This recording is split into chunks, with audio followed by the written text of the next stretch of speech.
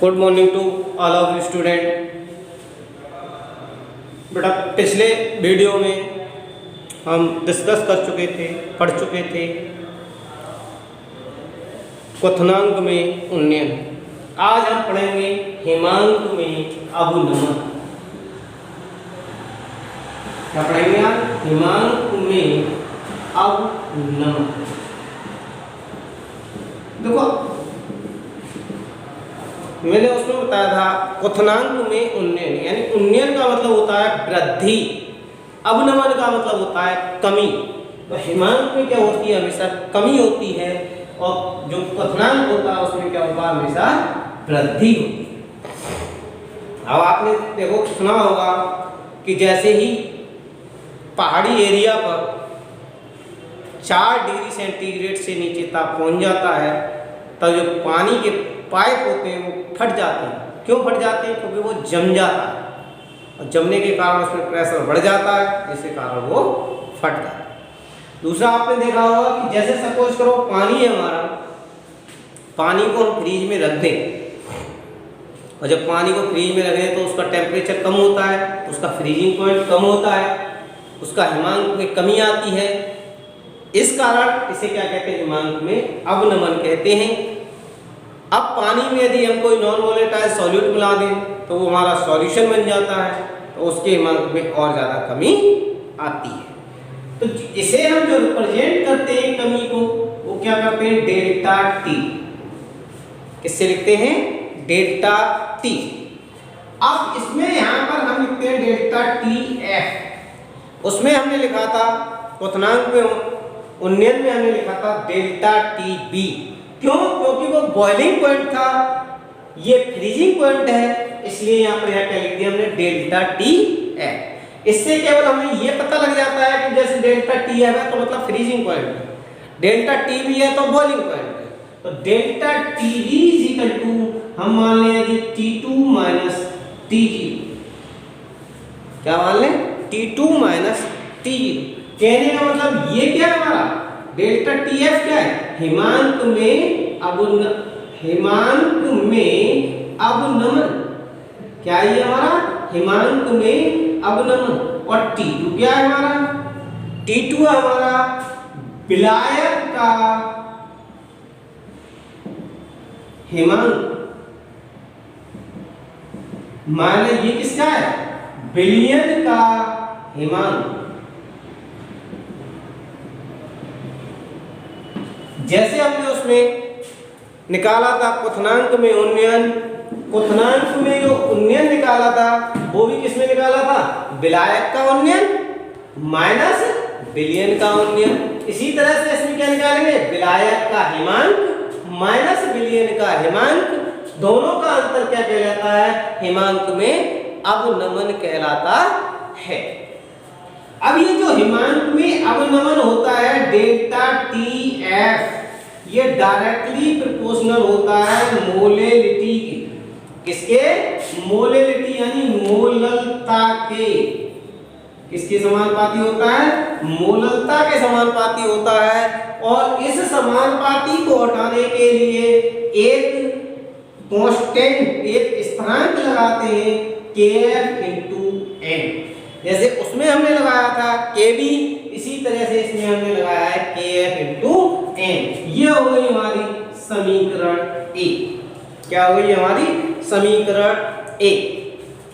अब हमें पता है मोललता m बराबर होता है हमारा weight of solute upon molar mass into mass of solvent in KG. यानी मोललता क्या होती है? विलेय का भार बटे विलेय का अणुभार गुणा विलायक का द्रव्यमान, किसमें? केजी।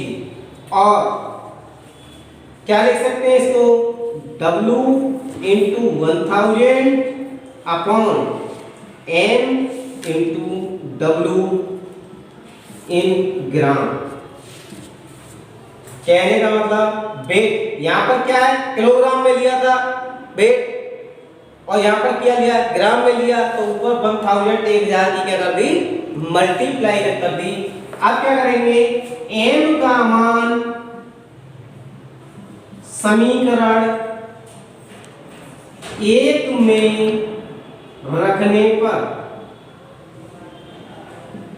समीकरण 1 में रखने पर देखें क्या आएगा, डेल्टा TF बराबर KF into small w into 1000 upon capital M into capital W।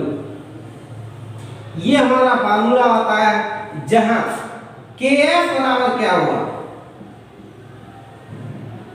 देखें उसमें हमने निकाला था क्वथनांक में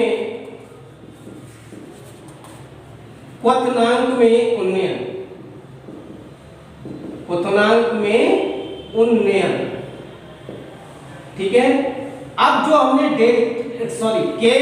KB जो लिया था वो क्या लिया था हमने, उसमें KB लिया था हमने मोलल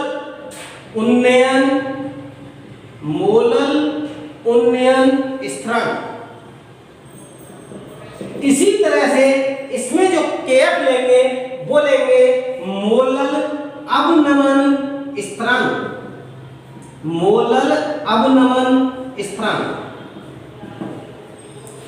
दो चीजें हैं, जब क्वथनांक में उन्हें निकालते हैं तो मोलल तो होता ही है, क्योंकि ये मोललिटी जो होती है, मोललता जो होती है, इसके समानुपाती होता है क्या चीज, हिमांक में अवनमन। इसलिए क्या आएगा, पहले मोलल आएगा और उसके बाद में अवनमन है तो अवनमन स्थिरांक हो जाएगा, और यदि उन्नयन है तो उन्नयन स्थिरांक हो जाएगा। इस प्रकार ये क्या होता है, हमारा एक कांस्टेंट होता है, इसकी वैल्यू कभी दी भी होती है क्वेश्चन में और नहीं भी दी होती, निकलवानी भी पड़ती है। यानी क्वेश्चन में या तो इसकी वैल्यू पूछेगा या देगा, और ज्यादातर दो चीजें आपको याद रखनी है, वाटर और क्लोरोफॉर्म। इनकी वैल्यू कभी कभी ये देता नहीं है। दूसरा, यहां से यदि m पूछना चाहता है मोलर मास, तब इसके लिए फॉर्मूला क्या हो जाएगा, m = KF into W into 1000 upon delta TF into W। कभी कभी मोलर मास भी पूछ लेता है, विलेय का मोलर मास ज्ञात करो या विलेय का भार ज्ञात करो, तो विलेय का भार ज्ञात करेंगे तो स्मॉल w हो जाएगा, स्मॉल w बराबर delta TF into M into W upon KF into 1000।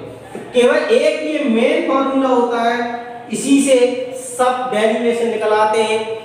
दोनों सेम है, अंतर कुछ नहीं है, केवल अंतर क्या है, यहाँ पर डेल्टा TF लिया है और उसमें क्या लेते थे, क्वथनांक में डेल्टा T भी लेते हैं। यहाँ पर हमने KF लिया है और उसमें क्या लेते हैं, KB लेते हैं।